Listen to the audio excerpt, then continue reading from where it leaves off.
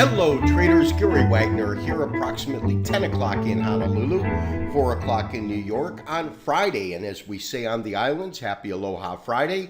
It is the 18th day of October 2013, and this is the daily report for gold and silver, our weekend review. And what a week we have seen in the market. Actually a substantial rise in the metals off of the lows.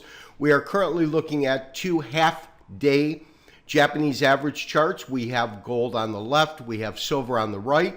Both are trading lower on the day, but higher on the week. First to gold, currently trading off about $5 on the day with the low of 13.1230, high 28.60, and silver off about a penny, call it unchanged on the day, 21.86 current print, high 22.14, and the low 21.67.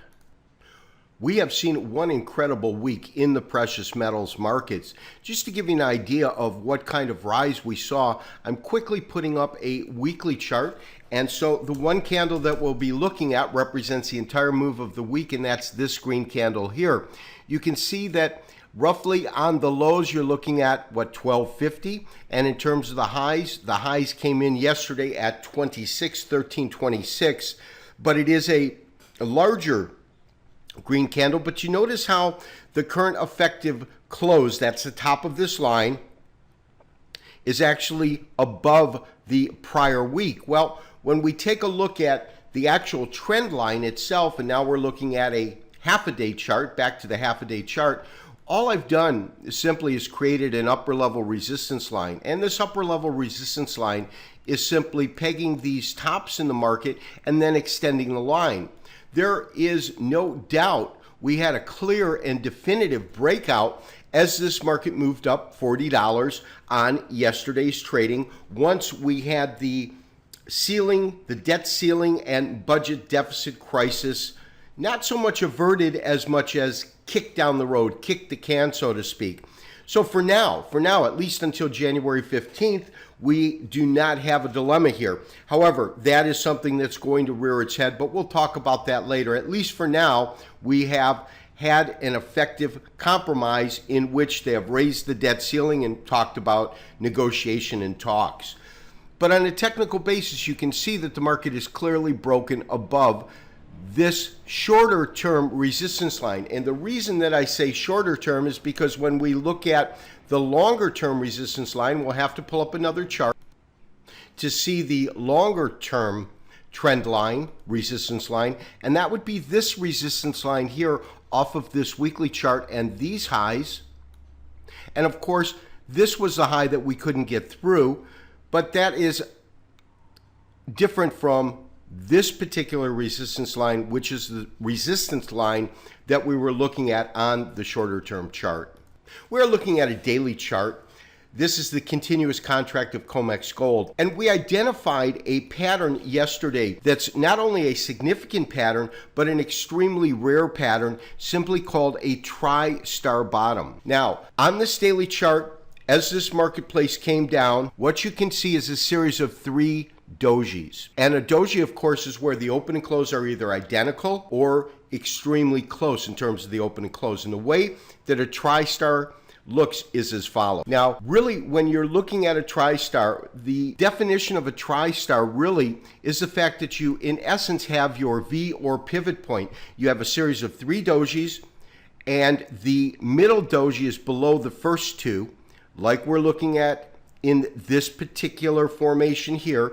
And to take that call, of course, you have to have confirmation. A confirming candle would be a long green candle with a higher high and a higher low. You absolutely got that yesterday's trading. But most importantly, on the tri-star itself, it can be a great indication of a pivot point in the market and is absolutely something we want to be aware of. Now, we didn't really get any kind of follow through. We got a little bit of backfill, and a lot of yesterday's activity was really predicated on the fact that there was a massive amount of short covering. However, this does appear to me to be a potential bottom. And what's most important is this doesn't give us definitive proof that we have now seen a pivot or a bottom. However, if you are going to get a pivot or a bottom, it can absolutely unfold and look something like this. So it's something that we definitely want to watch and see how it develops,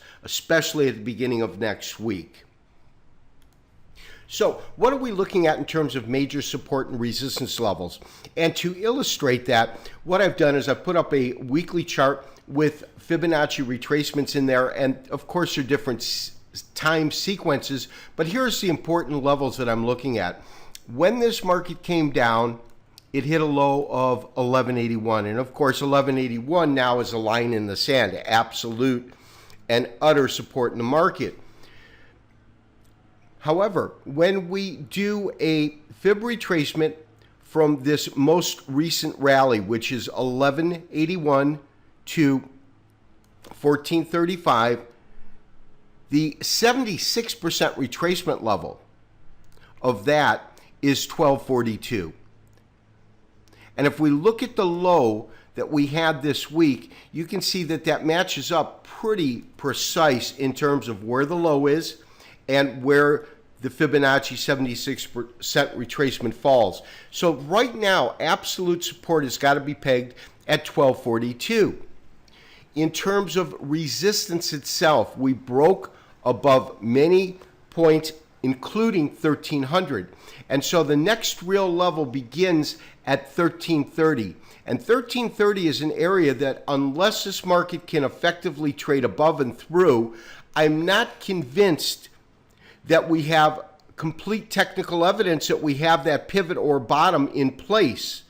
Because right now we're trading in an area where we're in between a major support and a major resistance area. So we could actually see the market trade sideways. But if we hold above 1246, but trade below 1340, I really need to see a little bit more information unfold before we have the technical evidence needed to say we're going to head back into a bullish rally. Because as I talked about the other day, my sense right now is that this is all still a part of wave 5, which began really with wave 1 up here, 2, our long 3, this was wave 4, and we are now in our 5th wave on a bear count. Now, realize that whether you're using a bull or a bear count, that can and will change whenever the fundamentals out there change. So we're going to be in this bear count until the fundamentals really turn around. And there was a major fundamental shift in thinking that did occur this week. And that was the fact that it is now widely perceived that there is no real distinct possibility that tapering with the Fed will begin this year and even the earliest part of next year. And so the accommodative monetary policy, the loose monetary policy that the Fed has had, is something that will probably continue. And that could be a game changer, so we'll have to see. But right now, this is how our count is unfolding. So when we put up our 3-day chart that does have our current count, you can see what we were looking at. This really being the beginning of it, or 1, 2, 3, wave 4, and we are currently in wave 5.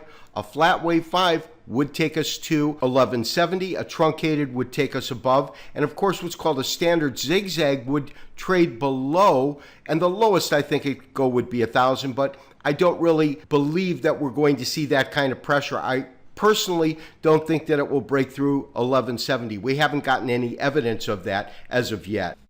Now, another thing that I think is extremely noteworthy is we're looking at a daily chart. And on this daily chart, we had our progressive set of lower highs. We had our upper level support, and together we saw compression triangle unfolding. But then we saw the market actually dip below that point, and it appeared as though, at least tentative, that it was going to break to the downside, but then came in, and we've had that breakout now to the upside in the market. And there can be no doubt that is not the typical way that you will see a compression triangle unfold. Because typically when it unfolds and breaks, it will continue in that direction. You very rarely will see it come out and then move back to the other direction. Now, where do I stand in terms of the marketplace right now? My sense is that as long as we can maintain ourselves above this resistance line, it will then, of course, become a support line. And the different areas that we want to look at are going to be 1306 to 1308, and then of course 1300. But if we start getting follow through at the beginning of the week and we do build some kind of a base, I do believe we have the opportunity to see this market go, well, at least to 1343. That would be the next level of resistance. You've got 1330 to 35. Then you have 43. And then the upper level is going to be 1370. Call it 1370. Any kind of a break up through these areas really is signaling another bullish run. But it's a little early to tell right now whether or not this little bounce that we're experiencing is simply a bounce or a counter wave before the market continues in the primary direction that it's been in, which without a question of a doubt has been lower. Now, silver has taken on a life of its own. It does move in tandem with gold, but it has some unique qualities. It's a thinner market, but even with the thinner market, when we take a look at this daily chart, a couple of things pop out. We have real support at about $21, and that's right here. You can see these series of lows that have come in, but look at the size of these candlesticks. They're just a cluster of dojis, and this to me is where the market forms a base, but it's also telling you that you have a real sideways market in that you've got the lower end of the range just at around $21. You've got the upper end of this range, call it 2250, excuse me. Let me put the line across here. And you can see that we've had really this oscillation between the market trading back and forth within this range. Again, a break below or a break above is going to signal the next target area.